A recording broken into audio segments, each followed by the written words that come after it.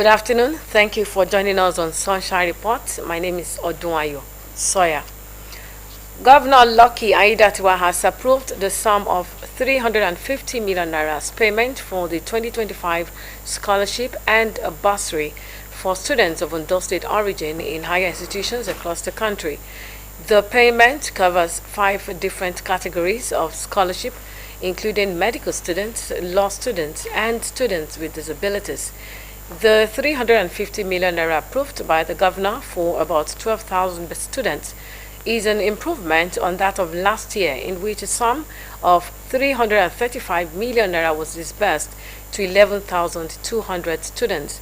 The approval for the 2025 scholarship and bursary is coming 2 weeks after the Ondo State Oil Producing Areas Development Commission commenced payment of the 2023-2024 scholarship and bursary scheme from its mandate areas benefiting.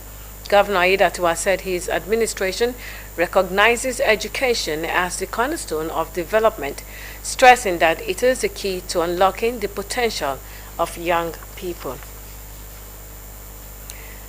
In another development, the Nigerian Copyright Commission (NCC) has shut down several bookshops in Akure over allegations of selling pirated and unapproved textbooks ahead of the new academic session. Among the affected stores are Arowolo Bookshop, Noble Bookshop, and Dame's New Era Bookshop, which reportedly violated government policies by distributing unauthorized books to students transitioning between primary, junior, secondary, and senior secondary levels. Sources revealed that these bookshops' owners breached established regulations, prompting the NCC to seal their premises. Some parts of Ondo State capital, Akure, are grappling with worsening road conditions as potholes spread across major routes. While some areas have received government attention in recent times, places like the bypass, Oshinle, Ijoka, and several others still cry for urgent intervention. Our correspondent Ayoluwa Tomiwa Adetunji reports.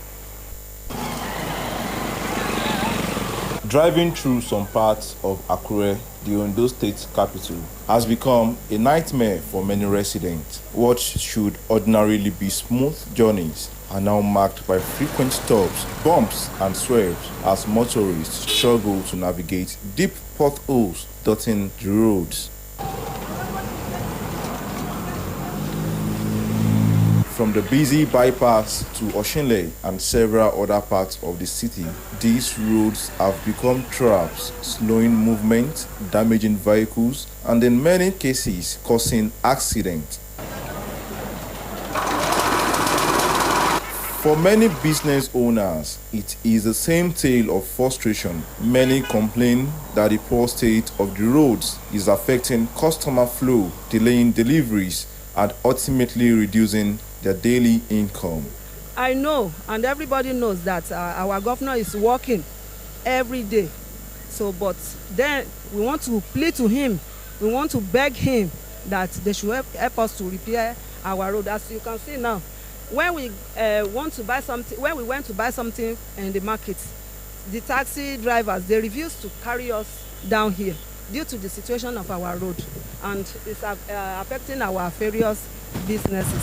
Kò sígbà tá a bá ti fẹ́ ṣiṣẹ́ ìgbà míì a máa ṣe máa yà fún àwọn ọlọ́kadà a máa yà fáwọn onímọ́tò díẹ̀ ìgbà míì mọ́tò àkọlù ẹlòmíì ọ̀kadà àkọlù ẹlòmíì tìtorí àwọn ọ̀nà wọ̀nyí bẹ́ẹ̀ ni nígbà tí ọ̀nà ò bá ti dáa tí a bá ti ń kọjá bẹ̀ tí mọ́tò bá ń kọjá tàmí sí èèyàn lára bí ọlọ́kadà bí oníkadà bá ń kọjá tàmí sí èèyàn lára so wọ́n á tún bẹ̀rẹ̀ sí ṣépè fáwọn ọlọ́kadà wọ́n á máa ṣépè fáwọn onímọ́tò because tọ́nà bá dáa kò sí nǹkan tí ó jẹ́ kí mọ́tò máa rìn gẹ́gẹ́ kí gbogbo nǹkan máa free at least tí ọ̀nà bá dẹ̀ dáa iṣẹ́ wa iná máa lọ síwájú ọkàn wa máa balẹ̀. Beyond economic losses, safety is also at stake. Motorists swerve dangerously to avoid potholes, increasing the risk of head-on collisions. Pedestrians too are not spared as they struggle to cross flood-filled craters whenever it rains. Although some parts of Akure have witnessed recent rehabilitation, residents of Bypass, Oshinle, and adjoining areas say they are yet to feel such government presence. They insist that urgent attention is needed to avert further losses. As I'm looking at it now, you can claim life, but there is no person, either a rightful person or not rightful person. If I'm driving now, I cannot say when I'm driving, I will just put myself inside the portal. I'll have to dodge it. And when I'm dodging it, the bike might be coming and the student might be coming. And if I look at this one, this is St. Louis Grammar School. This is another office here. Anybody can be passing. If you're not careful, by dodging this portal now, it can hit. So they are the better for the government now to do the right thing. From the bypass to Oshinle and across many parts of Akure, the cry remains the same as residents want better roads. Until then, the potholes remain an everyday struggle. Ayolua Tomiwa Adetunji, Osrc News. The Ondo State Radio Vision Corporation, OSRC, has reiterated its dedication to public service broadcasting and fostering collaboration with information sector stakeholders. Director General Kenneth Odushola Stevenson restated his commitment during a familiarization visit by members of the Ondo State House of Assembly Committee on Information. The visit provided an opportunity for closer engagement between OSRC and the House Committee to advance shared goals in the information and broadcasting sectors. House of Assembly correspondent Omoshiliola Adesoye Ajayi reports. In a bid to strengthen collaboration and evaluate the operations of state-owned media, the Ondo State House of Assembly Committee on Information conducted a familiarization visit to the OSRC complex. Leading the delegation, Committee Chairman Olatunji Fabiyi explained that the visit aimed to gain insight into the challenges and opportunities facing the media organization in fulfilling its mandates. Of the state.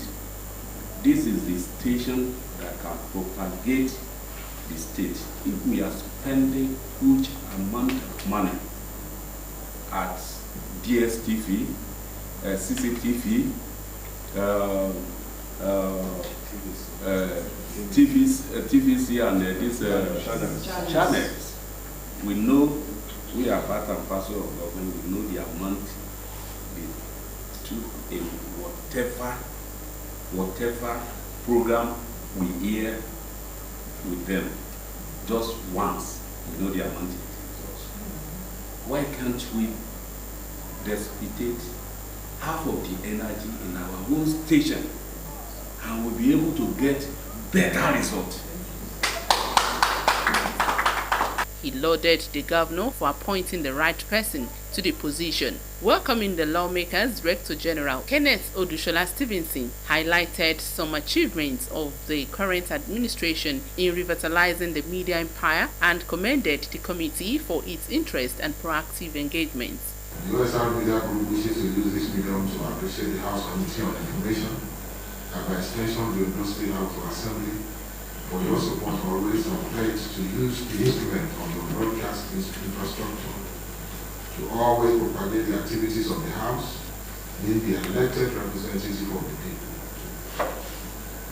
So some of our activities here are the ones that will be able to propagate your actions and your activities. We request that you please look into our challenges, don't look into the good things we have done. Look at the challenges and see how you can assist us. He said that the corporation remains committed to professionalism in broadcasting and stressed the importance of support from the legislature to improve infrastructure and develop quality content.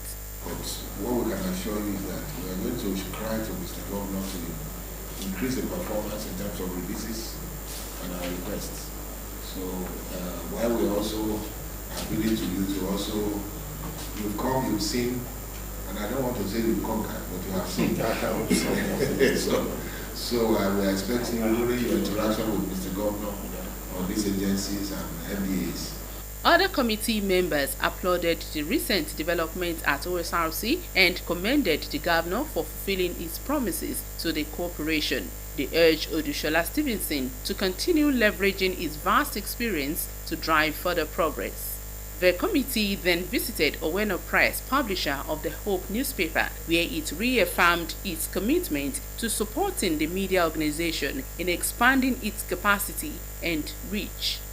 Omoshiliola Adesoye Ajayi, Osrc News. Health matters. The Niger Center for Disease Control and Prevention, NCDC, has released its Lassa fever situation report for week 34, confirming 3 new cases in Ondo and Edo states. According to the report, the cumulative total for 2025 has risen to 857 confirmed cases and 160 deaths, with a case fatality rate of 18.7%. This marks an increase compared to the 17.1% CFR recorded during the same period in 2024. NCDC noted that 90% of the confirmed cases originated from Ondo, Bauchi, Edo, Taraba, and Ebonyi states. It added that both suspected and confirmed cases of Lassa fever have shown a downward trend compared to the same period in 2024. The continuous voter registration exercise progresses across the country, with Ondo State recording more than 3,800 applicants for various reasons. Speaking with OSRC, Ondo State Resident Electoral Commissioner Oluwatoyin Babalola described the response impressive thus far. Omorio Langbeji reports.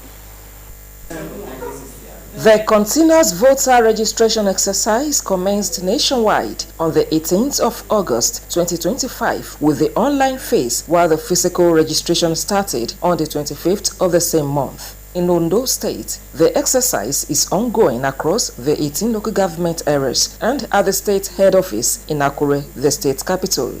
So far, more than 3,800 applicants have registered for the exercise in different categories. According to the Resident Electoral Commission, Mrs. Oluwatoyin Babalola, the process has been peaceful, with residents turning out in good numbers. Babalola also explained why the state currently has the lowest figure in the southwest, attributing it to a similar registration exercise conducted last year, which, according to her, recorded significant success. We don't have any technical problem for now, because in each local government we trained 4 personnel who can attend to any technical problem. Apart from that, we have 3 staff from the headquarters that came around for the training, and they are still around to provide technical support. But generally, we have not recorded any technical problem. The response is impressive, and we will continue with our sensitization. We are going everywhere for sensitization on a regular basis. Even though this exercise is going on in all our local offices, they go to the community leaders, they go to the markets, they carry microphone, they go around the towns just to sensitize eligible citizens and persons that have one complaint or the other to come out and take advantage of this continuous registration exercise. Some applicants also shared their experiences, commending the smooth and orderly process. Fine. Yes, it was okay. They are up to the task. They are doing the work well. The one now, some of the office lawyer, what they have been showing, what they fill the form, sign, what they mwasibi, what they attend me, what they take back paper to me, which family. The exercise is a vital step towards ensuring citizens' active participation in the upcoming elections, and all eligible voters are encouraged to take advantage of the opportunity. Omoriola Ngbeji, OSRC News. As Nigeria prepares for the 2027 general elections, questions linger over the country's level of preparedness for the polls. In an interface with OSRC, All Progressives Congress stalwarts Olumuyiwadu noted that while the nation is making progress, ethnic and regional sentiments remain strong and must be addressed. Blessing Obe has details. With the 2027 general elections drawing nearer, conversations about Nigerians' readiness continue to dominate public discourse. While some believe the country is on the right track, others warn that deep-seated ethnic divisions and insecurity could undermine progress, insisting that more deliberate efforts are needed. Speaking with OSRC, APC chieftain Olumuyiwa Adu acknowledged the strides made so far, but stressed that tribal bigotry remains a major concern. Nobody wants to see whether you are even good enough to provide that leadership in this country or at any level. Everybody is looking at where you come from, whether you are doing it well or not. Go to the southeast now, ask them. Their governors may appreciate good things, they may understand because they are part of the high echelon system. But how about the followers? Are they thinking aloud? You ask an average man over there, he will tell you, hey, I want the power to go to this area so that it can quickly come to us. These are some of the things we see. For now, I think we are moving in the right direction, if only we can be patient. But if I say that, what will be the view of others? Because I have numerous grounds to say that we are moving in the right direction. He also identified insecurity as a major obstacle, citing recurring clashes between farmers and herders. Adu commended the federal government for creating a ministry dedicated to resolving herder-to-farmer conflicts, but emphasized the need for states to step up with practical measures for lasting peace. We've gone abroad, we see how they keep cows. We're even making milk from some of them. So what we need to do at state level is for everybody now to begin to think about, okay, where can we keep these people? Let's take tractors to the place, clear the area, build stables and everything. Then they'll be able to move there. Encourage them to start producing cow feeds and not relying on the grasses because they are no longer there like it used to be. So, and so many I can refer to. Why I actually raise this is because now that alone is making an average fool animal now to see any other person around him as his enemy. And that's why we're having a lot of insecurity, in addition to some of these minerals that have been illegally mined and stuff. But what I'm saying is that if that is not part of the issue, maybe that would have reduced or eventually eliminated some of the security problems we have in this country. And so on and so forth. As Nigeria looks towards 2027, discussions persist on transcending ethnic and regional divides to forge a stronger, more united nation beyond mere political reforms. Blessing Obe, OSRC News. In a sad development, the governorship candidate of the Social Democratic Party, SDP, in the 2024 election in Ondo State, Bamidele Akingboyi, is dead. Akingboyi, also known as Oba, reportedly passed on in the early hours of today at his Victoria Garden City residence in Lagos. His passing was confirmed in a statement by his personal assistant and media advisor, Oyeni Iwakun. The family said burial arrangements and further details will be communicated in due course. Police detectives in Ondo State have rescued a 15-year-old girl from being forced into marriage with a 52-year-old man identified as Ashere Sunday in Idwani, Osrc local government area of the state. A community leader reportedly alerted security operatives about the planned marriage, prompting detectives to storm the venue and rescue the teenager, who was immediately taken to a hospital in Akure for medical examination and care.